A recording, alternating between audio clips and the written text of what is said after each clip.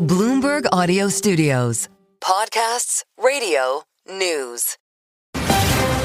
You're listening to the Bloomberg Balance of Power podcast. Catch us live weekdays at noon and 5 p.m. Eastern on Apple CarPlay and Android Auto with the Bloomberg Business app. Listen on demand wherever you get your podcasts or watch us live on YouTube. There's going to be more voting today, but it does not look like that's going to break anything here. In fact, we're going to likely go through the weekend and start things on Monday with the government shutdown. About a half hour from now, we expect voting on the continuing resolutions that you've already seen voting on. We've had 3 rounds. Today is the 4th. And as we heard earlier from the leadership, they don't expect anything to change. Speaker Mike Johnson, Senate Leader John Thune speaking to reporters earlier today. Let's listen. They did it 13 times during the Biden administration in the previous 4 years, but suddenly they won't do it. So everybody has to ask themselves why. It has nothing to do with health care. The subsidies that they're saying is the issue is not the issue. That is an issue for the end of the year. They have an opportunity, a fourth time today, fourth time to vote to open up the government and to allow us to do the rest of the work that the American people expects us to do.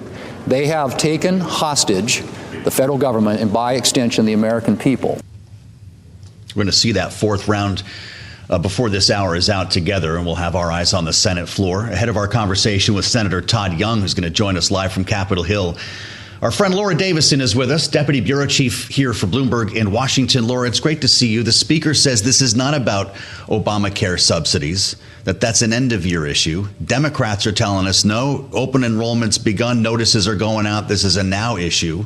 It doesn't sound like we're any closer to a deal. We are 3 days in, and we are no closer. And it's very likely in 3 more days, we will still be at this very same spot because they're going to go home for the weekend, come back Monday night is when they actually get back into the Capitol. They'll then start talking. They'll have maybe a little sense how constituents are feeling at home about this. So you may see some Democrats who have a little bit more cold feet. Mm-hmm. But it's very likely that, this time next week, we'll still be having a similar-ish conversation. This time next week. So, so we're beyond a week at that point. When does the pressure become too great for Democrats to hold out? We heard references to a jailbreak. I think it was Dan Sullivan who was talking about that the other evening, the Republican from Alaska. They need, pick off 5 more Democrats? Is that possible in lieu of a deal? At some point, that will have to become possible. They'll have to get to some sort of resolution. But whether that is, a week or 2, or we're talking something more like a month, that's a very different thing. There's 2 key indicators to watch here. Right. One, what does the polling look like? Right now, the early polls have shown that Republicans are still taking the vast majority, or not the vast majority, but the majority of the heat for this. If that flips and suddenly Democrats are now being blamed, that's going to cause a lot of people to start to wobble. Additionally, is how much of is this healthcare issue becoming a thing? Those notices just went out early this week, telling people what their premium spikes were going to be. So that hasn't really trickled down. People haven't really realized if they're the people that are going to be affected. So that will also matter of how much that resonates through those key areas. No mass layoffs, at least not yet announced formally by the White House. The intention has been displayed in the memo that we've been talking about this week from Russ Vought. Are you surprised we haven't heard from the president? He's got nothing public on the schedule today. He could own this little bit of a news vacuum that we have on a Friday, couldn't he? He absolutely could. And we saw him a little bit earlier, when he truths and said, hey, he wants to have this Gaza deal done by Sunday. But on Shutdown, he's been keeping a little bit more of an arm's length here. I think there's some risk, particularly as he moves into, mass layoffs or some of these funding cuts. We saw with DOGE, job cuts were not popular. So this is something that Russ Vought, he's letting him kind of take the image as with DOGE, he let Elon Musk sort of be there. You've also seen J.D. Vance, the vice president, who's been out, after that meeting Monday at the White House with congressional leaders. It was Vance out there talking to reporters at the briefing earlier this week. Also Vance. He was on doing the rounds of shows the morning after the shutdown took effect. So you see Trump, sort of recognizing that there may be a political risk here and wants to put other people in those key spots. I guess as the president of the Senate, there's something to be said for that. And the line from J.D. Vance is, I'll go up there to break a tie as soon as you guys are ready. Let me know. Does that mean his star is rising at this moment? This is certainly an opportunity for him to show that he can lead. Trump has not come out and said, yes, he is my handpicked successor. He's kind of making Vance work for it. That's what we're seeing here. And if Vance, sort of stumbles and falls, this could, be a data point that Trump then uses when he, in a couple of years, presumably, is going to say, here's my guy that I want to be the candidate in 2028. I mentioned we're going to talk to Todd Young next. When these votes take place, will they look just like the last one, or could we see a Democrat or two fall in the mix? It's likely that we'll see those Democrats all move together versus, having one or two and having it be sort of a slow trickle. Never say never. The Senate is a crazy place and stuff happens last minute all the time. If we'll start to know if there's going to be some sort of jailbreak or a mini jailbreak if they keep this vote open for a long time. If there's a bunch of action on the floor, if senators are huddling, that's when we should all start to get excited that there may be at least a little bit of incremental movement. Great to see you, as always. Thank you so much, Laura Davison, steering our coverage here in Washington in the midst of a government shutdown. And yeah, we're on day 3 here. Ahead of the voting, we are joined. It's a pleasure to have Republican Senator Todd Young from Indiana with us just outside the Capitol before he heads back inside the building to get involved here. It's a treat to welcome the senator to Bloomberg TV and radio. Senator Young, I've never had a chance to talk to you, and I appreciate your joining our conversation today. I want to point everybody, before we get to all the politics here, a tweet that you put out there. The federal government is currently shut down, Europe, but my team and I are still working and available to Hoosiers. If you have questions or need assistance, our contact information is below. To what extent, if at all, is this impacting constituent services? Is your staff still intact?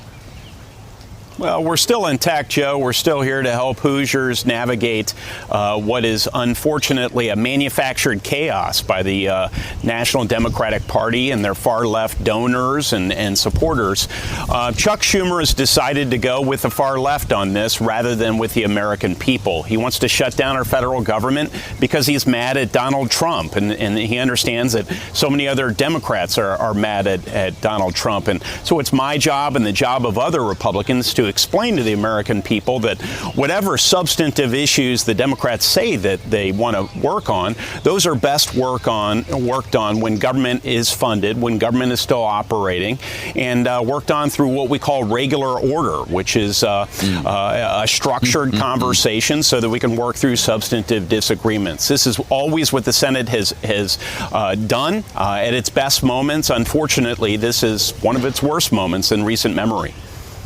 Well, and God knows we haven't seen actual regular order in a long time. I'm still threatening to break out the regular order T-shirts one of these days here, Senator, so don't give us a reason. But I wonder, I don't know if you heard my conversation with Laura. We're hearing from Democrats that the issue of Obamacare subsidies is not an end-of-year issue, as the Speaker and John Thune have said, but it's a now issue because the open enrollment has begun, the notices are going out, and people might drop off the rolls if they think they can't afford health care. Is that a concern of yours? Well, it absolutely is. November 1st is, to be precise, when open enrollment begins. So we really only have a few weeks here and realistically a couple of weeks because insurance companies will require a bit of time to prepare the new enrollment packages. So a couple of weeks to make any sort of substantive changes, the very changes that Democrats say they're shutting down the government for. So if indeed this is really why they want to shut down the government, let's come to the table. Let's open up government as the polling indicates the American people want, and let's deal with whatever challenges we have like adults. What's going to happen at the vote coming up here? You're going to be on the floor in a moment. Are you hearing from any of your Democratic colleagues that they might join John Fetterman and others? Well, I'm not particularly optimistic. I think most of the predictions are that the couple of brave Democrats who decided to vote affirmatively to keep government open yesterday, their numbers won't be increasing. But I hope that's different. I hope they continue to listen to their constituents. I think your previous analyst's assessment that it may take several days before things change and then they could change all at once is probably accurate. In the meantime, myself and others will be taking our case to the American people that this is an entirely manufactured crisis. It was brought to us by Chuck Schumer, and we have to return to a more orderly form of government. You worried about the potential for cuts that Russ Vought is talking about? The president's up with a video on Truth Social that's don't fear the Reaper. He's got Russ Vought up there with the SIF and the whole thing. How concerned are you that you're going to see furloughs turn into permanent layoffs in your state? Well, listen, Russ Vought and the president have made threats before. I think they have to be taken seriously. I'll continue to do my job, but know that we have some strong personalities. And for those who have concerns about their threats, if the government isn't opened, I think they should take those concerns very seriously. I think Democrats, who have prided themselves over the years as the party of government, should also take those concerns very seriously. Is Vought weaponizing the shutdown? You could have this thing open, as we've established, in any number of days here with a deal. Why talk about permanent layoffs and closing agencies now? No, what the Democrats are effectively asking us to do is to undo some commonsensical changes that we made to the One Big Beautiful Bill to our health care in this country. I don't believe that Obamacare is structured in a thoughtful way. I still believe that there are better ways to deliver health care than through highly expensive Obamacare plans. So as it relates to health care, I think we need to deal with root causes. Therefore, I remain very much open to dialogue with my Democrats about how we can come together and affect those sorts of changes. But instead, what they've done here is they're trying to negotiate with Republicans and with the American people effectively under duress. And that's a precedent we don't want to be establishing. We spent the last couple of evenings up in the Senate, Senator, and spent some time with potential deal makers, including Democratic Senator Jeanne Shaheen. We talked with Tom Cole on the other side. Are we going to see a gang emerge here? Maybe you were part of some of these conversations on the floor, and I realize we're not talking about anything led by Thune or the Speaker, but just some organic conversations that are taking place between Republicans and Democrats to move the needle on this. Is that how this ends? Well, listen, I'm here to make law. I'm here to affect positive policy changes. I share, I guess you could say, the president's zeal for cutting deals from time to time, but those have to be good deals. And they have to be deals that are arrived at under the right conditions. And what this shutdown situation is all about is a manufactured crisis so that Democrats can get more leverage over policy. And more importantly, they want to send a message. They want to send a message that they're fighting at a time when they effectively have no power because the American people rejected their platform and their candidates last election. So you're going to go home this weekend, we understand. I don't know if you're literally going home, but you won't be in session and voting this weekend. Is that part of the strategy from Leader Thune here, to let people go home, think about this, maybe hear from constituents? What's going to take place Saturday and Sunday? Yeah, I think what Leader Thune is recognizing is that this is effectively in the hands of Chuck Schumer and his members, and they're going to have to make a decision. In the meantime, we could be observers of this farce and stay around Capitol Hill all weekend as they try and figure out how to restore some measure of order and credibility to Senate operations in the near term, but we think they can make those decisions among their own tribe on their own time. We're going to go out and many of us go back to our states and take care of other responsibilities. There's a big story for us here today at Bloomberg, and that we do not have a jobs report because of this shutdown. The BLS data is not out publicly here. I know you're on the Finance Committee, and I'm wondering how concerned you are about the interruption in data collection and data posting here. Senator Elizabeth Warren, for instance, is calling for the release of that data, saying, surely it's been compiled. Why can't we see it? Would you support releasing the jobs report? Yeah, that sounds reasonable to me. Government, one of the important things we do to ensure that our economy is able to run as smoothly and as efficiently as possible is to produce data. For example, we need to know that we're actually creating enough jobs right now to keep up with the increase in the labor force. So that's one of many things we need to be looking at as people look to deploy capital and make important business decisions. And I think all the more reason that the Democrats should be opening up the government so that that data can be out there. I guess we're in for a delayed release here. Lastly, Senator, and I appreciate all the time that you've given us today. You're also on the Intel Committee. Right before you joined us, Secretary Pete Hegseth told us that the administration has struck, and we see the video here, the thing is totally destroyed, another boat that they say is being run by narco-terrorists bringing drugs to America. It took place right off the coast of Venezuela. Are you comfortable with this continued action, and would you support strikes against cartels inside Venezuela? I think Congress needs to get involved in this space. I am a member of the Intelligence Committee. I was formerly a member of the Foreign Relations Committee. That latter committee has jurisdiction over our war powers.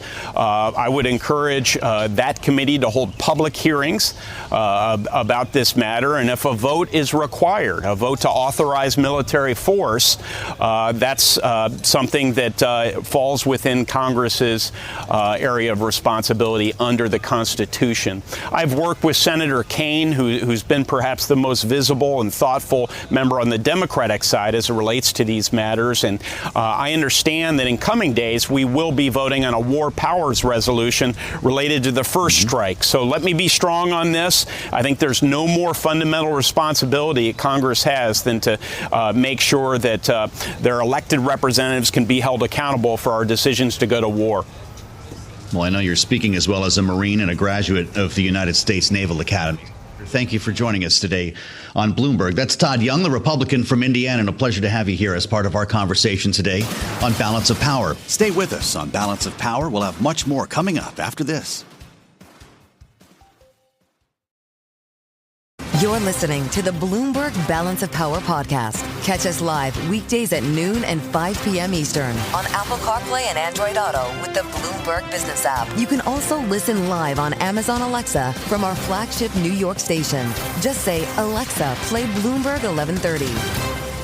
The sun is on the Capitol dome, but not a lot is going to be happening under it. Well, they're going to vote again. I mean, this is truly Groundhog Day at this point, and I guess there's some strategy behind it. With John Thune bringing the continuing resolutions, the D version, the R version to the floor again, knowing that they will fail. And it's part of the point that he has been making as we move along. Just to review, by the way, what we heard from Jack Fitzpatrick, who's a pretty balanced guy. Pressure, anger, and resentment. There's no light at the end of the tunnel. If you are already not feeling great about things, you've got Jack to give you a reality check. And maybe Maura Gillespie will give us one as well, as we are joined in a moment by the Republican strategist. Following a series of conversations that we had this week in the Senate. By the way, we're going back up there this evening, and we'll have the latest for you on what is going to likely be the same story, that these bills keep failing and the government's going to go through the weekend closed. I talked about it with Republican Senator Kevin Cramer, who invoked moral high ground at this stage of the game. Here's what he said. First of all, we're in such an odd position where the Republicans actually have some moral high ground on a government shutdown, which I've never seen in my life, and I've been here a while, and where Democrats are in a more awkward position than they generally are, to be fair, because funding the government's not that hard generally for Democrats to do, but we have the Trump factor, you have the far left factor with Senator Schumer, which has complicated their situation a little bit. The gentleman from North Dakota. Pretty honest on that, huh? He's surprised to be sitting in this position where he feels as a Republican like he has the moral high ground, and thus the standoff. Maura Gillespie's been through this from inside the Speaker's office before. You rewind to 2011, remember the Obamacare shutdown? That was John Boehner's problem then. Of course, it's Mike Johnson's problem now. But kind of ironic that we're still chewing on this Obamacare thing around a shutdown, isn't it? Maura is the founder of Blue Stack Strategies and joins us now live on Bloomberg. It's great to have you back, Maura. Is the senator right? Do Republicans have the moral high ground? Well, when you talk about the ACA, the Obamacare bill, and the messaging around it, yes. I mean, the subsidies don't actually expire until the end of the year. So kind of making this has to happen now or millions of people will lose their health care today. You know, they're making it seem so scary and so immediate. And the facts are that the subsidies don't expire until the end of the year. And those subsidies are largely for the insurance companies. You know, so I think there's a bit of a messaging issue for the Democrats because they know that, and Chuck Schumer certainly knows that. But he's getting pressure from the people from the far left of his flank, and because of what happened in March, he had to make this stand, and he knows that it's not a winning strategy, but it's what he has to do to maintain his leadership post. So, what's your take on the way Speaker Johnson has comported himself? Because he certainly seems to be in lockstep with John Thune, and they are both in lockstep with the White House on this. How important is that bicameral unity, having been in the Speaker's office in a situation like this yourself? It's very important. It's also critical that they maintain a level of seriousness. I was a little bit disappointed with Speaker Johnson's press conference earlier where he said, they're just having fun over there, but it's not a funny matter. Well, that's a very conflicting message because it's not funny to shut down the government and to cost jobs. And what's happening over at the White House, while yes, the strategy of being in lockstep about the plan, about not negotiating to have this clean CR go through and then have conversations about things like the ACA subsidies, that's a separate matter. But in no shape or form do I think that Thune or Johnson should be supportive of what President Trump is doing on his social media accounts and J.D. Vance standing by the president. I don't think that that's helpful. I think it's pretty egregious to do so. And so policy-wise, yes, they should be in lockstep. But messaging-wise, I'm concerned. All right. Well, that's a good answer. It has been pretty wild watching the Truth Social feed with the mariachi bands and the rest of it playing around Hakeem Jeffries, who's been doing his own responding on social media to J.D. Vance and others. That's, I guess, the noise around this whole situation. How about the actual business with the White House threatening mass layoffs now? I think you were referring to that just now, and also pulling infrastructure money from some blue states to try to make a point. If you're the Speaker of the House, do you have any input on what money is doled out to where? Should the president be talking with congressional leaders about this? Because it doesn't sound like he is. I would say yes, but we're not in normal times when we work with President Trump. He doesn't operate by the rules. And the reason being is that he doesn't necessarily have to. Earlier this year, he scored a very big win with the Supreme Court giving him presidential immunity. And he took that and thought, I can do whatever I want, because in reality, he kind of can. And Mike Johnson has lost a lot of the control that he had when he got that gavel. He really gave it over to President Trump. And, and a lot of times we look at the Senate to kind of be the adult in the room. And I do have hope that Senator John Thune will, regain that responsibility and really hold firm with it. I actually thought during this whole conversation about, the three things the Democrats went into the shutdown or said that they wanted to avoid a shutdown, the Obamacare subsidies, the Medicare issues in the One Big Beautiful Bill, and then the rescissions issues with President Trump. The third one is probably what they should have gone with, because I do think that the senators feel pretty strongly about their role and their responsibility laid out in the Constitution and what their chamber is supposed to be responsible for. And so they could have had a bigger victory in that sense. But it does make me think back to 2013. This is almost in a flip way of when that shutdown was happening. Harry Reid lamented that he wanted a clean CR. President Obama refused to even talk to Republicans because they were threatening the shutdown. And so he refused to negotiate with the threat of the shutdown being there, and refused to take any of their amendments or additions or revisions into consideration until the shutdown was over. And so I think Democrats know that. And if they look back through history and remember those times, they'll remember that that's how it more or less worked out, was through the Senate. Fascinating. We heard from Hakeem Jeffries this morning. He has been out there to a limited extent, showed up on MSNBC. Here's what the Democratic leader of the House had to say. Listen, we'll sit down in good faith. We need to reopen the government in this Trump Republican government shutdown, and we can find a bipartisan path toward a spending agreement. But that spending agreement has to actually meet the needs of the American people in terms of their health, their safety, and their economic well-being, particularly as it relates to driving down the high cost of living and lowering healthcare costs, as opposed to driving millions of Americans into medical bankruptcy because of the Republicans' refusal to extend the Affordable Care Act tax credits. Maura, I remember Speaker Boehner going head-to-head with Nancy Pelosi, and it was a clash of the titans on a pretty regular basis on Capitol Hill. How's this Democratic leader doing in this stressful moment in dealing with Mike Johnson. He's been at the White House once. It was the only time he's met with Donald Trump. Should that meeting happen again, or doesn't it matter?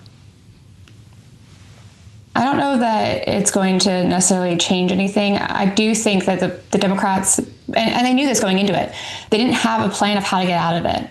Again, when you have a president that doesn't necessarily care about what happens because he's not impacted by any of it, how do you negotiate with that? How do you negotiate with someone who does not see any issues with making a mockery of you while people are genuinely hurting, while threatening to cut people from the workforce, while relishing in that fact? And Speaker Johnson can say that Rust Belt and Donald Trump are not enjoying this. That's inaccurate.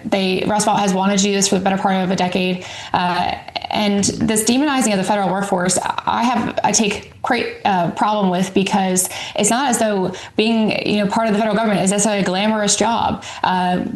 Also, the people who are working for these members, these Senate leaders, Speaker Johnson, President Trump, they are federal workers. And so remembering that they're the ones who are going to hurt from this most immediately. But the longer we keep this government shutdown going, the more it trickles out into hurting everyday Americans, whether you're traveling. There's a whole host of things that we could go into, but I think that they don't have a plan to get out of it. And while their point about the subsidies and the healthcare issues, listen, Obamacare is not a perfect system. It didn't work out the way they hoped it was going to, and that's the reality we're facing. But constantly pushing things to the very end and to the deadlines has got us into these problems more often over the last decade than they should have. And if we just had members of Congress that actually wanted to address these issues in a timelier fashion and not wait until the last minute when your back's up against the wall, then we wouldn't be here. And I think that that's what people should be really harking on is, okay, we have how many weeks until the end of the year? Let's come up with a plan. Let's get out of the shutdown and come up with a plan. Start getting to work. I don't know if you've been to Sea Island Resort, Maura, but this weekend the NRSC has quite the retreat planned. Golf, pickleball, fishing, shooting, drinking wine. Should that be canceled? Would John Boehner have allowed that?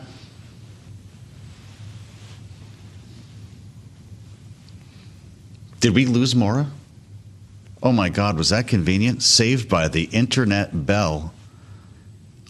Let us know your thoughts via email. Maura Gillespie, Blue Stack Strategies. Is she at Sea Island Resort?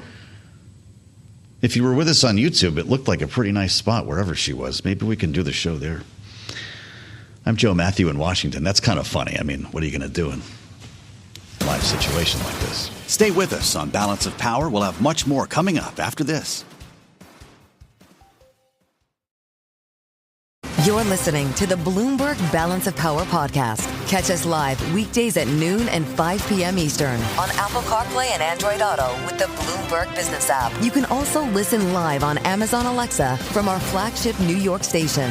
Just say, Alexa, play Bloomberg 1130. Day 3 of the government shutdown. And just moments from now, it looks like we're going to get our first vote. There's a live view of the Senate floor if you're with us on Bloomberg TV or on YouTube.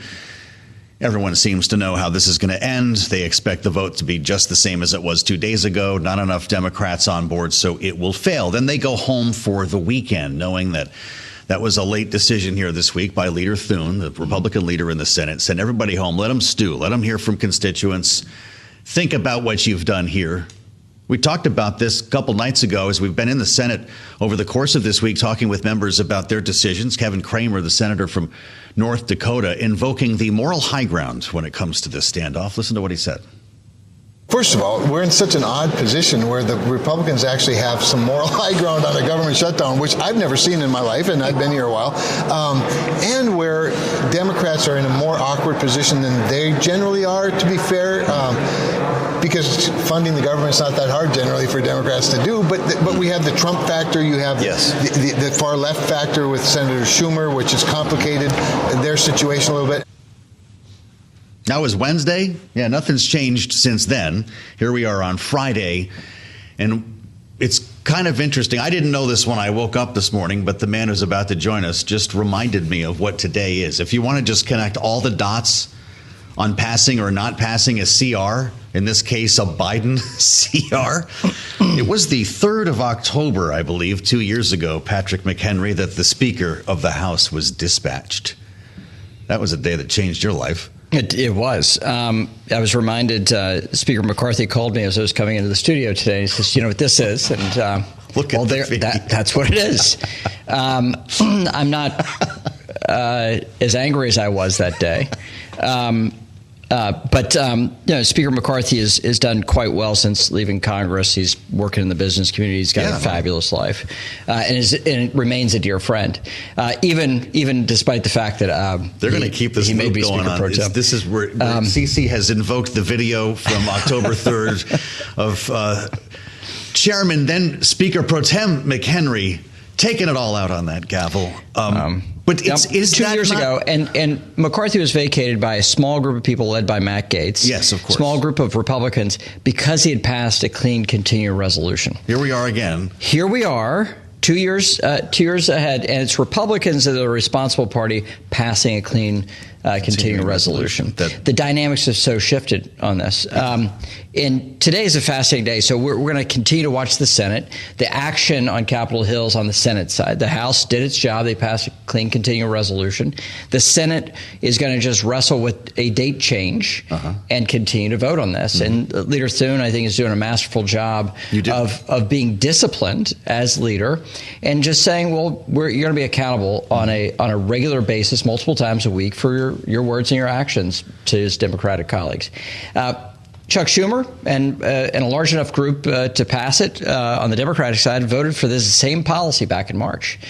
Because of the flack that Leader Schumer got in particular from his Democratic base, he was in a political box. Leader Jeffries has a very different set of circumstances. He just wants to become Speaker of the House. And as minority leader, that's kind of your obligation. Get the majority so you can be relevant. The House is not a relevant thing in this conversation. The action is in the Senate on how the reopening occurs because of the filibuster. And so the filibuster is the vote that they're trying to break right now. They need 60 votes for that, and they need a few more Democrats to participate in it. But this is playing out in a very, very bizarre and different way than previous shutdowns. It's seemingly it hasn't had a dramatic effect here in D.C. It seems like it's much ado about nothing.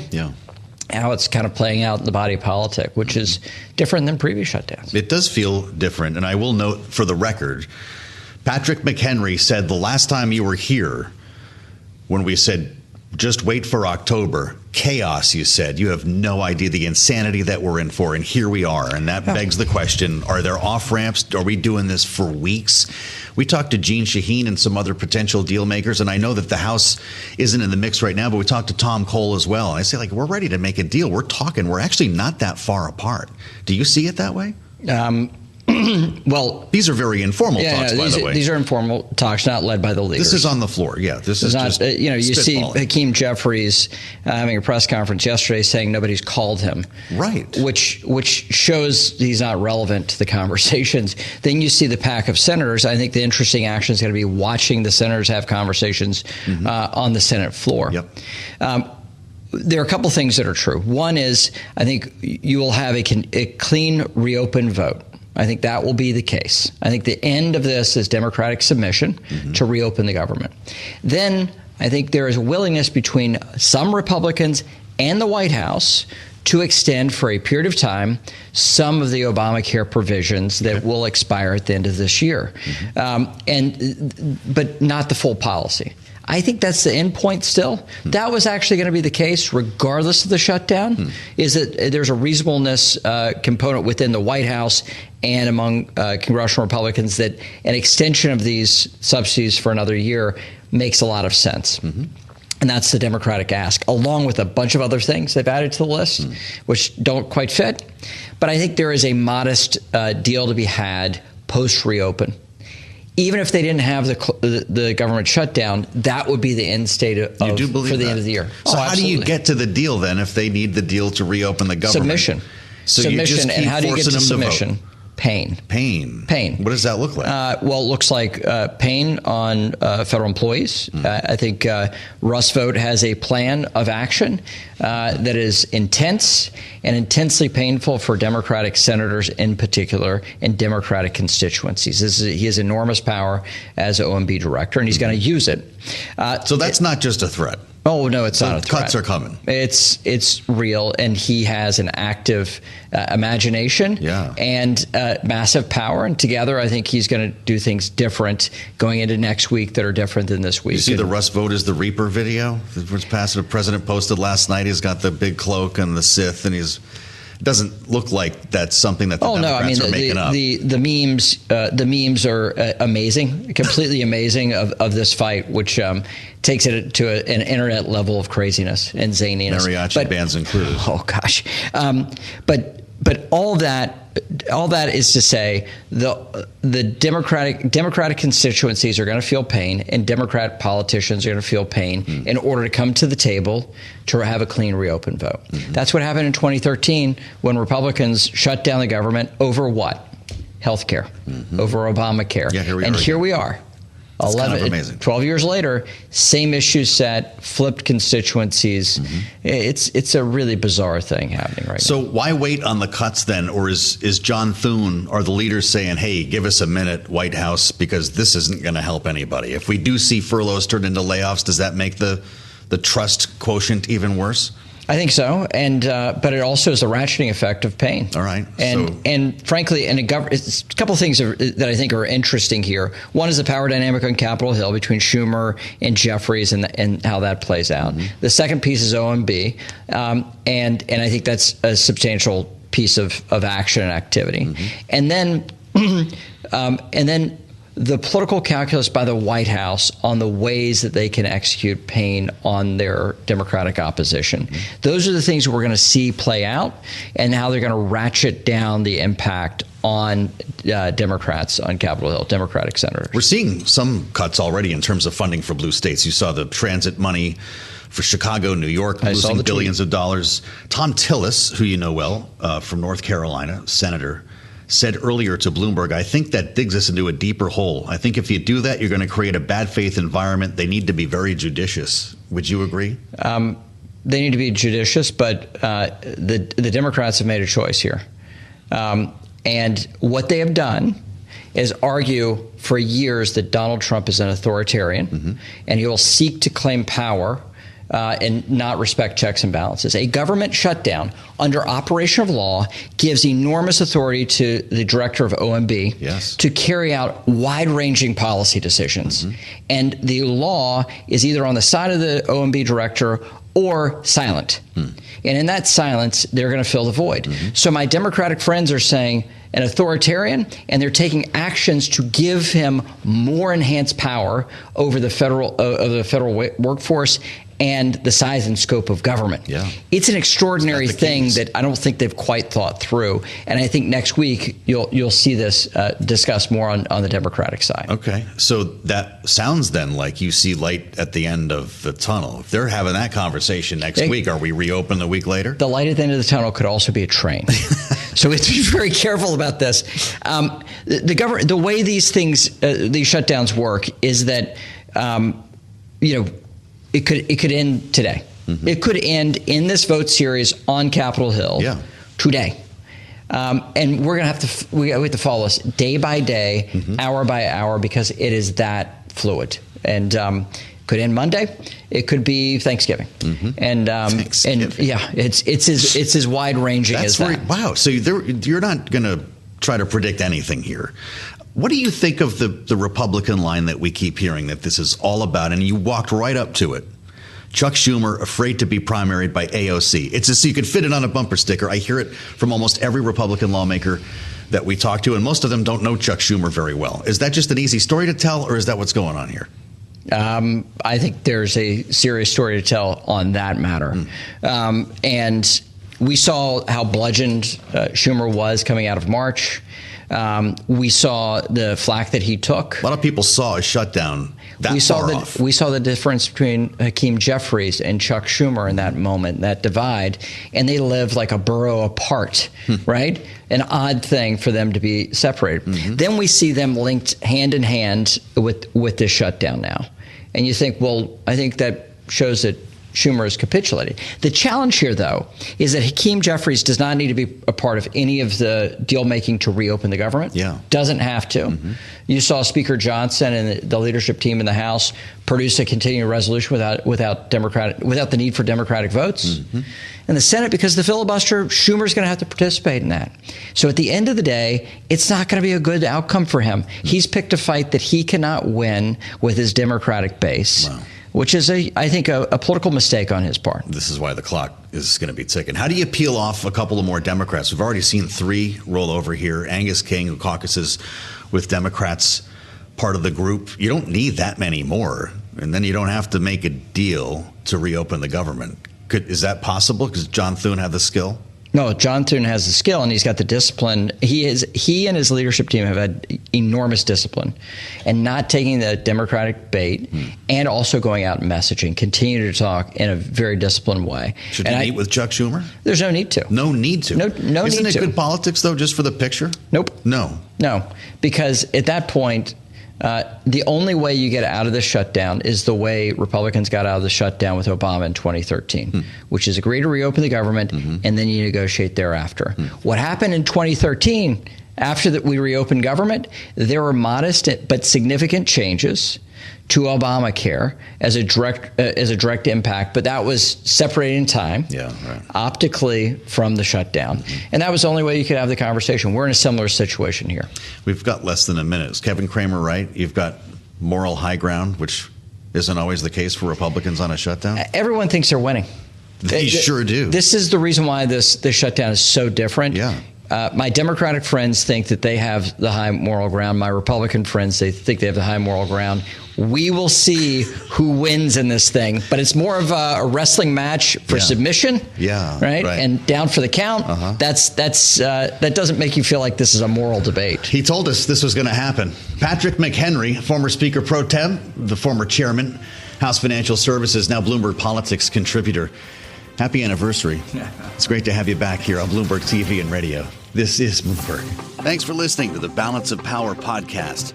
Make sure to subscribe if you haven't already at Apple, Spotify, or wherever you get your podcasts. And you can find us live every weekday from Washington, D.C. at noontime Eastern at Bloomberg.com.